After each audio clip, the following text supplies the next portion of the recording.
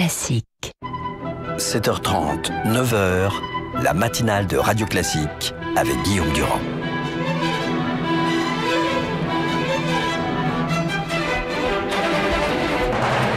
L'invité politique sur Radio Classique et LCI.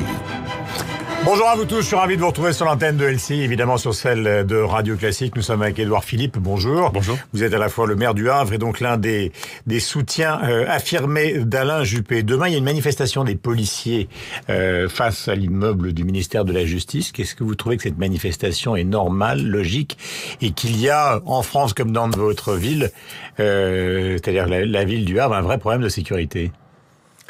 Je suis pas certain que les policiers qui manifestent dénoncent le problème de sécurité. Je pense que ils dénoncent les conditions dans lesquelles ils exercent leur activité depuis longtemps et peut-être encore plus depuis un an. Moi, ce qui me frappe, c'est qu'ils sont tous là. Et il l'exprime avec une force qu'il faut entendre. J'avais été proche des revendications de la droite aujourd'hui. J'avais été très frappé en janvier, au moment des manifestations après l'attentat contre Charlie Hebdo.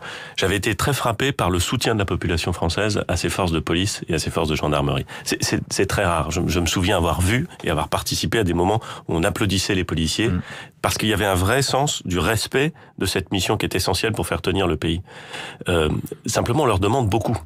On leur demande énormément depuis janvier dernier. On leur demandait déjà beaucoup avant, mais depuis janvier, on leur demande énormément. Et je pense que ils ne sont pas entendus ni par Christiane Taubira, ni par Bernard Cazeneuve, le ministre de l'Intérieur. Non, en tout cas, je pense qu'ils ont le sentiment que ce respect et la mission absolument nécessaire et délicate qu'ils exercent ne rencontrent pas un appui suffisant de la part des pouvoirs publics pour des questions qui sont sans doute budgétaires, pour des questions qui sont sans doute des questions d'organisation. Et donc, je crois que c'est ça qu'ils expriment. Et je pense qu'il faut l'entendre. Le François Hollande va aujourd'hui dans un grand port. Vous êtes maire du Havre, il va à Saint-Nazaire, et au fond, on a l'impression que la réflexion politique qu'il est en train de mener actuellement après l'affaire Morano, c'est de dire finalement la droite que représente Édouard Philippe et les autres, c'est quand même la lepénisation des esprits qui est en marche. Et donc c'est sur ce thème-là que je vais faire campagne dans la perspective des présidentielles. Il a raison, il a tort, c'est habile ou c'est complètement à côté de la plaque? Vous dites qu'il va à Saint-Nazaire aujourd'hui, je l'ignorais, mais je sais qu'il était au Havre la semaine dernière, mardi dernier. Il est venu dans le premier port de commerce français, le Havre, pour faire un discours où il n'y avait pas grand-chose sur la vocation maritime de la France, et je le regrette un peu. Moi, je ne sais pas s'il y a l'eupénisation des esprits. Je ne me sens pas très Nicolas Sarkozy a dit finalement Hollande et la gauche, c'est fini. Et eux, ils répondent par le biais de ses voyages et de ses déplacements sur le terrain. Moi, j'ai jamais dit que c'était fini. Et j'ai appris une chose. Vous savez, je suis beaucoup moins âgé que Nicolas Sarkozy. Mon expérience en politique est beaucoup plus récente. Enfin, il y a une chose que j'ai apprise dans les élections auxquelles je me suis présenté, c'est de ne jamais sous-estimer mon adversaire. Jamais. Jamais. Donc il a eu tort de dire ça.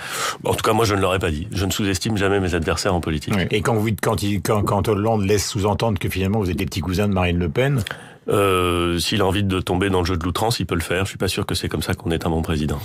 Question, Nicolas Sarkozy a rencontré les secrétaires départementaux donc des Républicains avec une interrogation, semble-t-il, concernant les primaires. Alors je ne sais pas si ce sujet vous intéresse, mais il a dit au fond que c'était totalement irréaliste d'organiser des primaires avec 10 000 bureaux sur deux tours parce que ça obligerait à mobiliser 80 000 personnes, ce qui actuellement lui paraît peu probable. Est-ce qu'il a raison factuellement? Et est-ce que vous considérez que derrière ces arguments qui ont été présentés aux secrétaires départementaux, il y a au fond une sorte d'agacement à l'égard des primaires élargies? On m'a dit qu'il avait déclaré ça hier dans une réunion à laquelle... Il y a deux articles ce matin, Parisien, Libération, sur ce thème-là. Je ne participais pas à cette réunion. Je ne peux pas confirmer ou infirmer le fait qu'il l'ait prononcé, mais j'ai lu en effet les articles qui faisaient état de ces déclarations.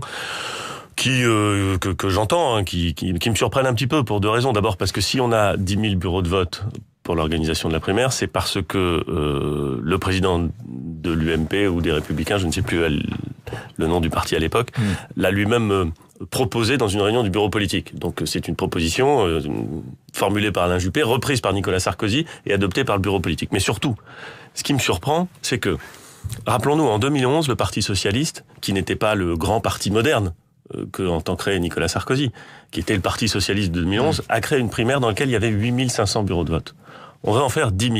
Moi, je n'arrive pas à croire que notre vocation, ce serait de faire moins bien ou de ne pas réussir à faire aussi bien en termes d'organisation que le Parti socialiste. Mais on voit derrière votre phrase, il y a un très très très léger sourire que vous considérez finalement quoi, que Sarkozy est en train de paniquer parce qu'il dit s'il y a 3 ou 4 millions de votants, c'est bon pour Alain Juppé, ça va être mauvais pour moi. Soyez franc. Je ne crois pas qu'il panique. Mais je ne crois pas non plus qu'il puisse revenir sur l'organisation de la primaire. Et je pense que tout le monde a intérêt à ce qu'elle se passe dans les meilleures conditions. Et Alain Juppé, qui entend la gagner, et Nicolas Sarkozy. Donc vous êtes ferme sur l'idée qu'il faudra qu'il y ait ces 10 000 bureaux. Ah mais oui, moi je considère qu'une fois que les choses ont été décidées, il faut les faire. Oui, c'est assez banal au fond. Il y a un meeting demain, je crois, Alain Juppé et Nicolas Sarkozy. Est-ce que cette petite anicroche pourrait entraver les relations qu'ils affichent officiellement ensemble, en tout cas demain? Je crois pas. Il y a eu beaucoup de meetings où ils se sont trouvés côte à côte pour soutenir des candidats. Il y en aura d'autres. Il y en aura d'autres d'ailleurs. Et ils auront cette discussion. Et c'est pas la première discussion qu'ils auront. Et elle sera claire, directe. Et je suis certain qu'elle débouchera sur le fait que ce que nous avons décidé collectivement, c'est-à-dire que le moment venu, il y aura des primaires bien organisées, transparentes, massives, qui permettront de déterminer le candidat de la droite et du centre. Je suis convaincu qu'elles auront lieu et qu'elles seront bien organisées. Comme parlementaire et comme maire d'une grande ville française, est-ce que vous considérez, par exemple, qu'il faudrait qu'il y ait moins de candidats aux primaires? Écoutez, j'en sais rien, je sais pas combien il y en aura, on verra bien.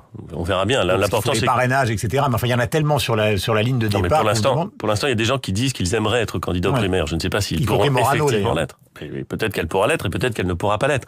La question n'est pas là. On verra bien. Si vous voulez organiser une primaire, il peut pas y avoir que 2 candidats, il peut pas non plus y en avoir 50. Je ne sais pas combien il y aura de candidats. Chacun exprime aujourd'hui le souhait de l'être ou de ne pas l'être. On verra. Débute aujourd'hui donc la discussion sur la loi de finances. Vous savez que c'est le grand acte économique et budgétaire évidemment d'un gouvernement chaque année. Les Échos écrivent ce matin qu'ils manquent 3-4 milliards dans la copie du gouvernement. Est-ce que du point de vue de l'opposition, c'est le sentiment que vous avez, c'est-à-dire qu'il manque des imputations budgétaires claires sur les économies qui ont été prévues? Ah mais c'est très clair. C'est très clair. Mais moi, vous savez, une des premières qualités d'un budget, ça doit être la sincérité. Alors, pas la sincérité au sens des bons sentiments. La sincérité au sens on donne des éléments suffisamment précis pour que le Parlement, dont c'est le métier, le Parlement puisse se prononcer en connaissance de cause sur le budget. Et moi, je considère, ça fait d'ailleurs quelques années que la Cour des comptes, en filigrane, exprime non pas des doutes, mais des réserves sur la très grande sincérité systématique des budgets. Moi, j'exprime des doutes sur la sincérité de ce budget, parce qu'en effet... Budget truqué ou budget incomplet? Je dirais pas truqué. Truqué serait un mot trop fort pour ce que je veux dire. Mais je pense qu'il y a beaucoup de précipitation et beaucoup de malice dans les annonces qui sont réalisées par le gouvernement. Je suis en effet convaincu que beaucoup des chiffres qui sont avancés ne sont pas étayés par des projets concrets et que on les annonce vite pour donner le sentiment de rassurer à la fois son électorat et peut-être d'autres. Je ne sais pas si c'est les banques, je ne sais pas si c'est l'Europe.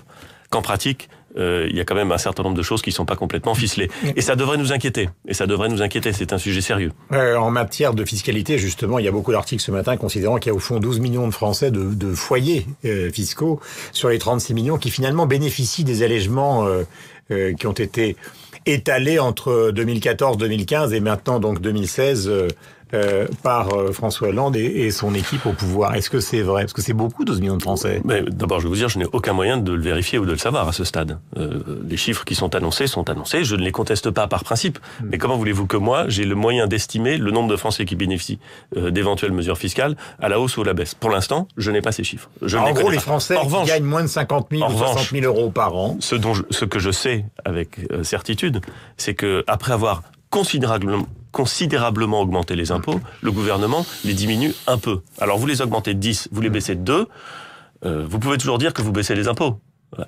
Au total, vous les avez quand même augmentés. Et la pression fiscale depuis 2012 a considérablement augmenté. Et ça, franchement, les gens, ils le sentent. Ils le voient et ils le vivent. Édouard Philippe, est-ce que vous considérez que ce référendum organisé par les socialistes ce week-end, qui vont donc passer ce référendum aussi par Le Havre, votre ville, est-ce que ça a un intérêt? Est-ce que ça peut mobiliser la gauche? Ou est-ce que c'est un coup d'épée dans l'eau qui va se retourner contre le Parti socialiste? Je n'ai pas suivi les affres de la préparation, ni même les enjeux de ce référendum. Vous sentez bien chez vous s'il se passe quelque chose ou s'il se passe rien? Ça, je crois que ça n'intéresse personne. Donc il y aura. Je crains que ça n'intéresse personne. Donc vous considérez que c'est un piège qui risque de se retourner contre la gauche? Non, j'en sais rien. Je ne sais pas si. Oui, je trouve que la gauche a une certaine tendance à se tendre ses propres pièges en ce moment. Oui, mais enfin bon, qu'est-ce que vous voulez que je vous dise, c'est leur problème. Mais je ne crois pas que ce référendum intéresse quiconque. Non. Dernier point, on parle beaucoup aussi dans les journaux ce matin d'une réflexion d'Hubert Védrine pour l'après 2017, l'ancien ministre des Affaires étrangères, qui semble-t-il d'ailleurs ne serait pas candidat au remplacement de Laurent Fabius s'il doit être remplacé, mais qui essayerait de mobiliser une sorte de de majorité d'idées pour réformer le pays après 2017 s'il manque des voix à droite ou à gauche d'ailleurs. Est-ce que c'est une initiative qui vous intéresse? Il y a beaucoup de gens dans notre pays qui pensent que l'alternance politique... Est-ce qu'il est Juppé compatible, Védrine? Attendez, il y a beaucoup de gens qui pensent dans notre pays que l'alternance politique est une condition de la démocratie. Ils ont raison. Il faut des alternances politiques. C'est désagréable quand on perd, c'est très agréable quand on gagne, mais en vérité, c'est la nécessité dans la démocratie. Mais il y a aussi des gens qui pensent que notre pays a besoin d'une certaine forme de continuité. Plus exactement, que notre pays a besoin pour avancer, qu'un certain nombre de gens se mettent d'accord sur des objectifs clairs. On peut les atteindre peut-être par des voies détournées, mais sur des objectifs clairs. Je crois que Hubert Védrine fait partie de cela. Ça fait longtemps qu'il explique que pour qu'un grand pays se réforme, il faut qu'il se réforme dans la durée, dans la continuité. Et de ce point de vue-là, cet exercice qui consiste à dégager non pas des appuis pour un camp ou des arrangements entre camps, mais bien des majorités d'idées, des plateformes de consensus qui permettent d'avancer. Védrine vous intéresse? Mais je veux dire, je dis pas que c'est une prise de guerre, c'est une réflexion. Tous les gens qui réfléchissent m'intéressent.